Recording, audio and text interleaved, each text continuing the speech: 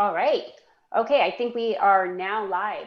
Hi, everyone. I'm Julia Kassam. I'm a managing director with CIBC Innovation Banking, a Canadian leader in tech and life science lending across North America. We today are talking about what's happening in the world, what CEOs are facing, and the unprecedented disruptions to their business due to COVID-19. And so this panel today brings together 3 SaaS CEOs who are coping with the uncertainties of leading teams, managing customers, and navigating the future of their business. So today we are going to get into conversation with them to discuss how they've stabilized their business, how they've repositioned their business for growth, and have them share some insights on how they've changed the way they lead.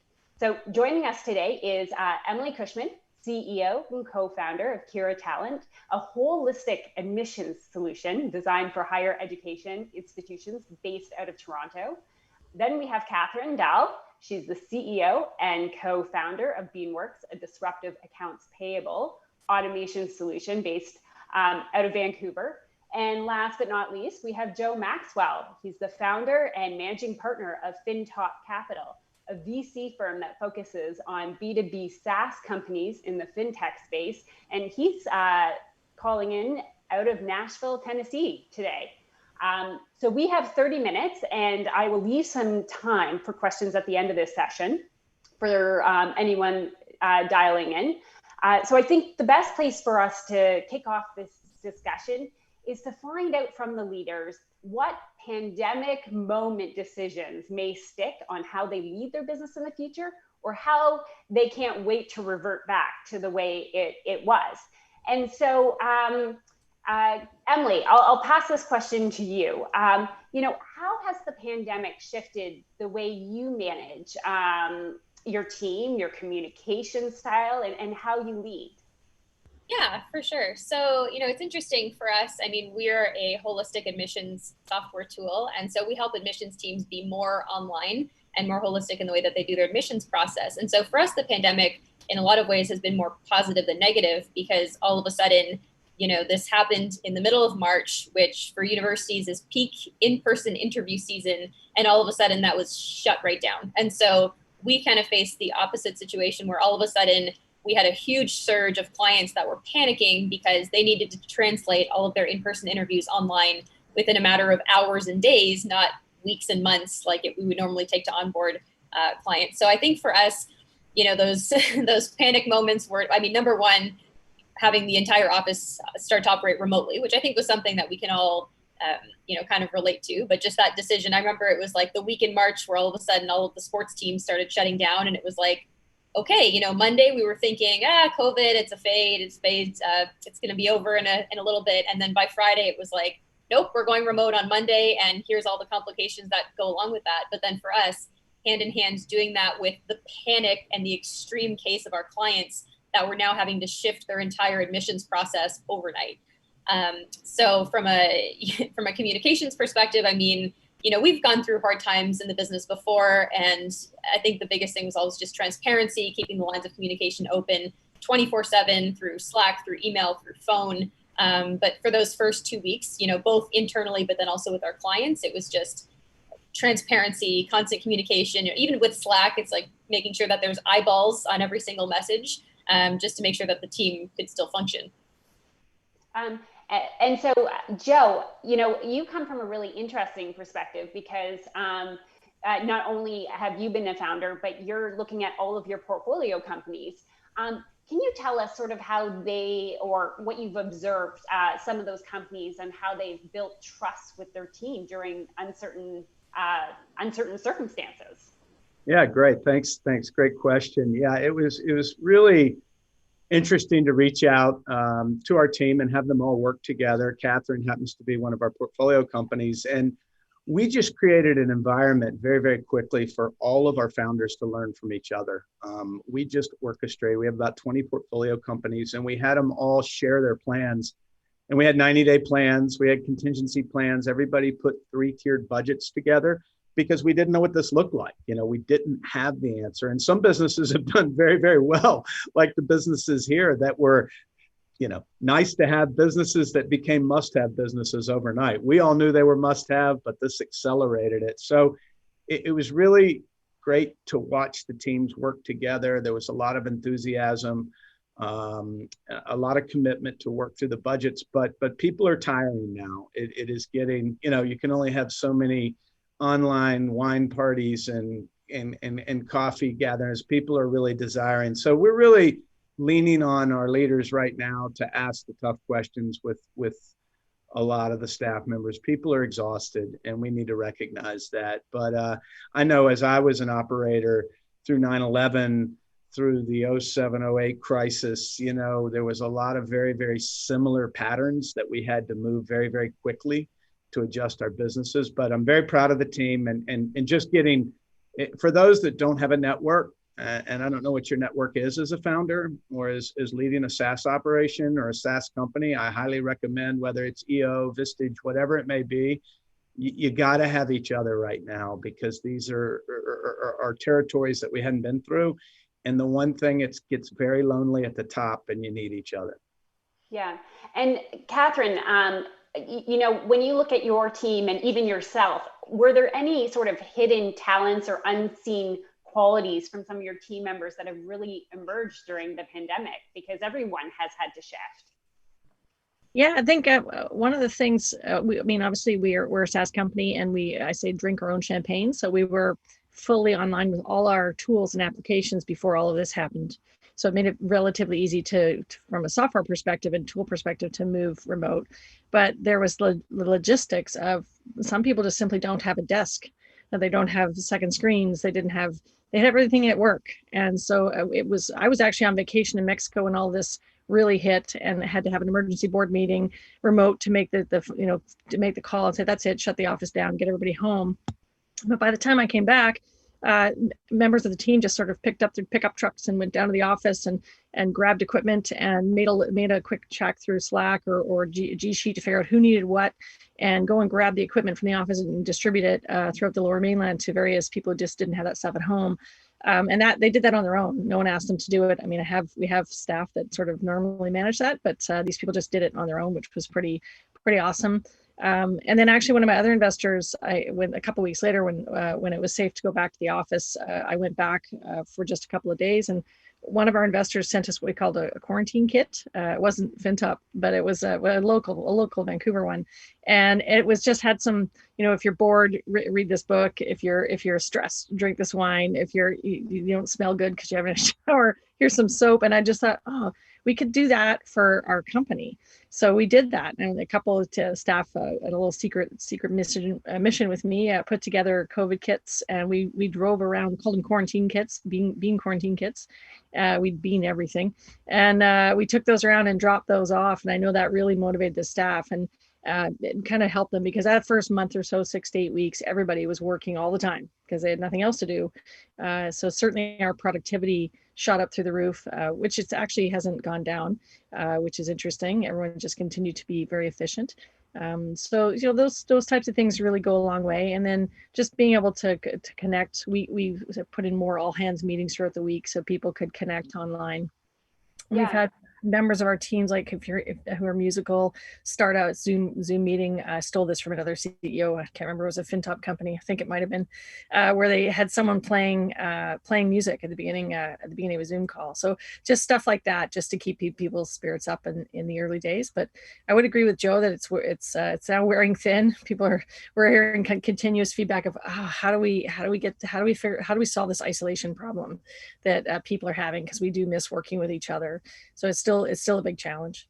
Yeah, and I think, that's a great example of how you've maintained culture and sort of that sense of togetherness, which is hard because, we're kind of at this point where, as you said, people are fatigued because they're working all the time, or they're looking at themselves in screens all the time. So Emilie, how are you sort of planning to continuously adapt and motivate your employees, knowing that they were motivated, they had a lot to deal with in terms of your customers, their needs being very strong in the moment of the pandemic, and sort of keeping them and pushing them through, but most importantly, maintaining that culture so that it doesn't result in burnout? Yeah, and it's interesting because I definitely noticed phases with our team. Like to your point, March, April, May, people were just working around the clock. There was no sense of work-life balance. And then, through July, August, I think it actually changed in the other direction because at least I know I'm based in Toronto. We moved into phase 3. And the fact that then people could go to restaurants, they could go outside again, they could hang out in parks. I noticed a huge difference just within that transition. And so now, something I do is I do quarterly one-on-ones with every single member of my team.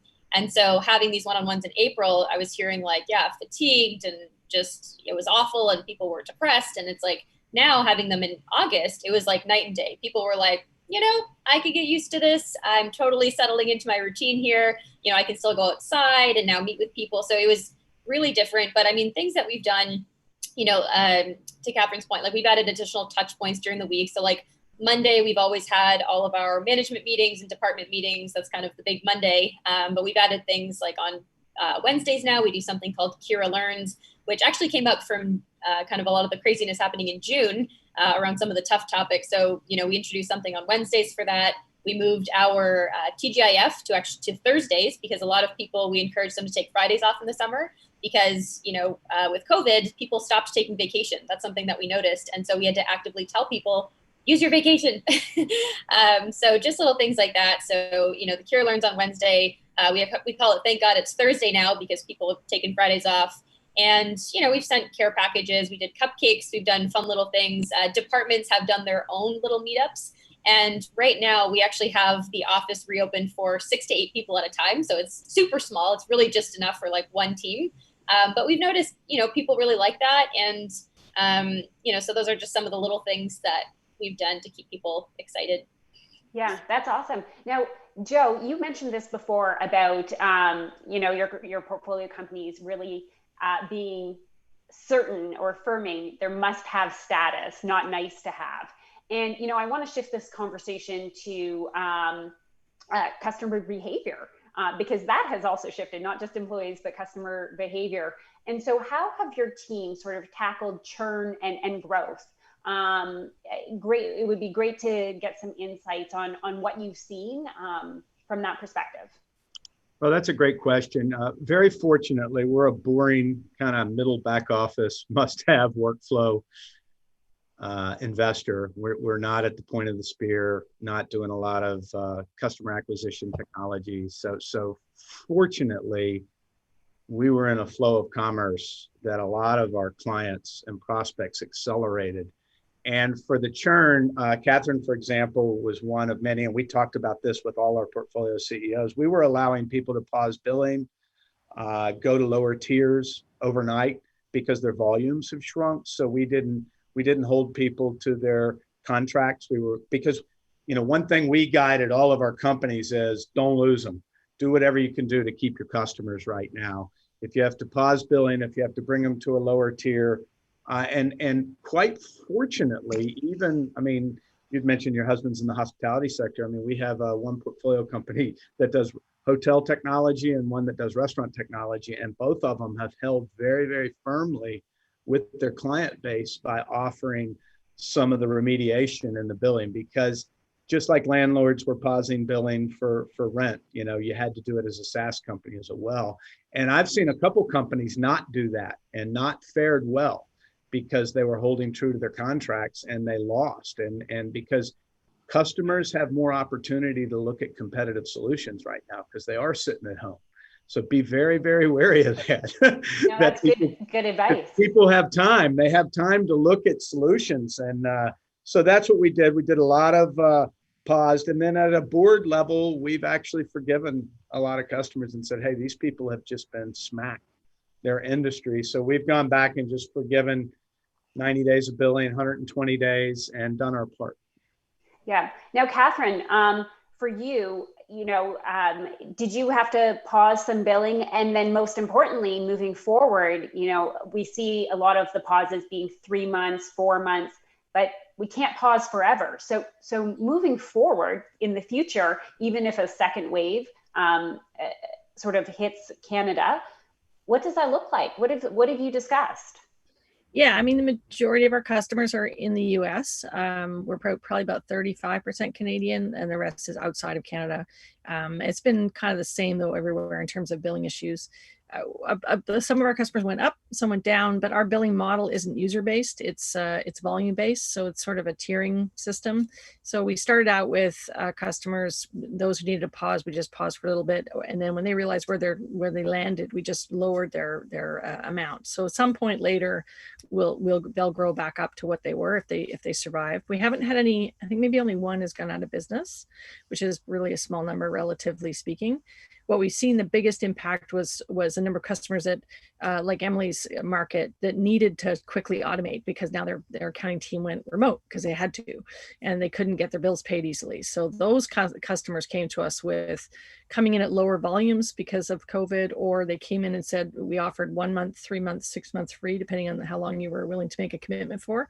And so that a lot of people took the 1 month to 3 month free option. So they had sort of a break in cash flow out for the first 3 months and give them a chance to get it up and running. But there's a fairly good chunk of customers that came on board that we know have come in at well below what their normal economic activity is going to be. So when the economic recovery really comes through, more likely next year, especially in the hospitality sector, post-vaccine, let's say, then we're going to have a really big surge in our growth, which is great. So it's just like, getting them in at the level that they can afford right now, giving them discounts, waiving their setup fees, whatever it was, to Joe's point, make loyal customers of them in troubled times and help them. We sent masks out to our customers. We're just doing whatever we can to make it easier for them to use the platform so that they're not in serious trouble financially, and they're open for business, so to speak. But even our hospitality customers we're processing payables. So they still have bills to pay. They still have to pay some bills. So they've dropped, some of them 80-90% in volume. But overall, I think we had about an 8% drop across our customer base. And then that's already come back up. That was really more like a V curve recovery. And with new business in place, we're back to pre-COVID transaction volumes, which is really good. Interesting. And now I think, what everyone probably really wants to hear on this panel is what opportunities have emerged out of the time of COVID. And so, Emilie, you started off saying March was like the heat of when all the admissions were going through. You had a high demand. So what have you seen as some of the opportunities in your business moving forward as well? Yeah, for sure. So with our existing business, again, we do like the holistic admission software, time video interviews, time written assessments, portfolio. We have a section of what we do, which is plagiarism and fraud detection, things like that. But I mean, a whole new platform emerged with the need for live interviewing.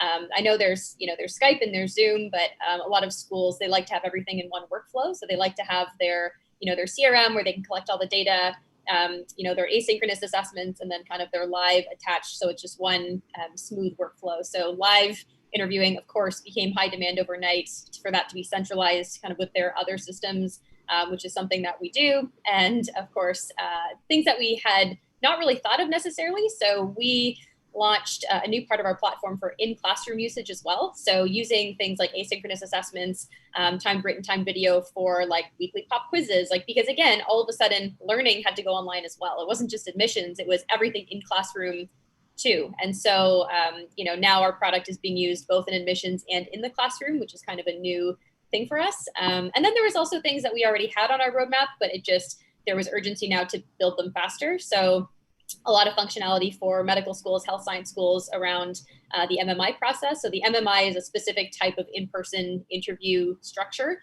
And so being able to bring that entire process online has been something that was already on our roadmap, but we just sped it up a little bit. Combination of things. And the other thing is we signed a pretty big partnership with a company in the US called Liaison. They have something called the CAS system, which processes applications for all of the health science verticals across graduate management admissions. And so I think for us, when we think about opportunities, we actually, when we took a look at our forecasts for this year and even 2021, we've hiked them up pretty aggressively because for us, it's there's a lot of opportunity here to enter new segments, develop new, products, launch new features. And so we're trying to see, okay, well, how far can we go with this? How many needs can we try and satisfy over the next 18 months? We've totally reallocated developer resources. We've, hired for new positions. We've onboarded a number of people during COVID to try and just make the most of it. So that's been yeah. Shift. And Catherine, I know you had some opportunity to emerge in what you were doing. So can you share some of what that looked like? So ironically, we started a project last year to build an expenses app module into our platform. So you kind of end-to-end payables. So you can do your expense reimbursement reports for employees and manage receipts in our platform. And we started that project last year, and we started writing the code last December. And our plan was to have it launched by the middle of this year into alpha and into production commercially in the fall. And of course, we're like, great, we got it all done. We got alpha ready to launch, and then everyone stopped traveling. So we were like, oh. However, for us, because this add-on is a very minor extra cost for the customer, they can drop a Concur, an Expensify, or whatever additional app they might have been using, because they don't need them anymore, because literally those guys have had an 80% drop in their volume of transactions. And our mainstay is really the invoice and the invoice module. So this is just like, we have a purchase order module, we have an invoice module, we have a payments module, and now we all have an expense module. For us, we see this as an opportunity to get in and scoop up a business that has paused travel, take it into our app, and then when the travel does pick back up again, we'll have that surge in internal expansion growth within our customer base. So I think for us, that's a huge opportunity to come in and scoop up some business that has dropped off. For us, our main revenue is not coming from that. So it's just a bump in our average revenue per customer. Interesting. So we are at 1:30, but last question I'm going to ask Joe.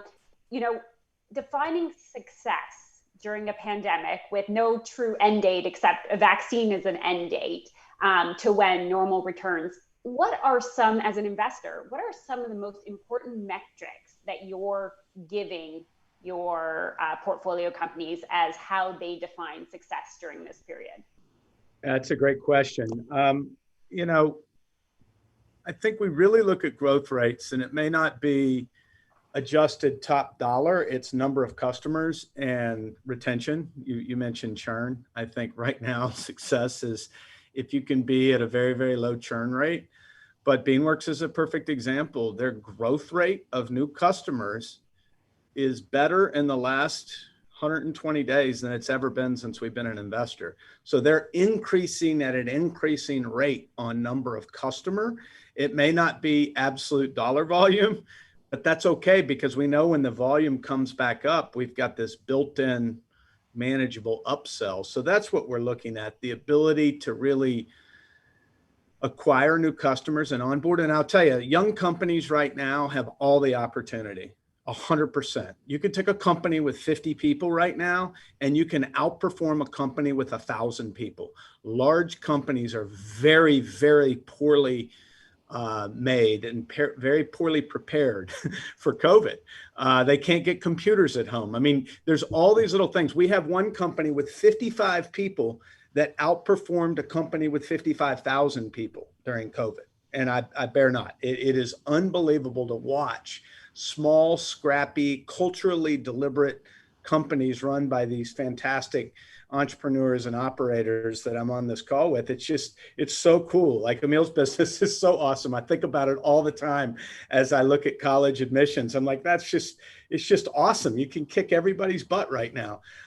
So that's what I look at. I look at the opportunity. It's a great time for entrepreneurs, and woe is me. People want to complain. I was like, no, this is the time when success is defined. The greatest businesses are always built in the time of the greatest depression in this country, or in North America. If you look at the greatest unicorns right now, were all built post 07, 08.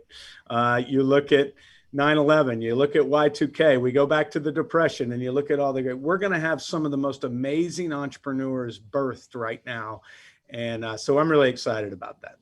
Great. Thanks so much, Joe. And that was just great insight for all the entrepreneurs. Focus on who's churning, focus on acquisition, and most importantly, onboard those customers and be very loyal to them right now, because the best companies are made, as we've seen throughout history, during the downturns in our economy.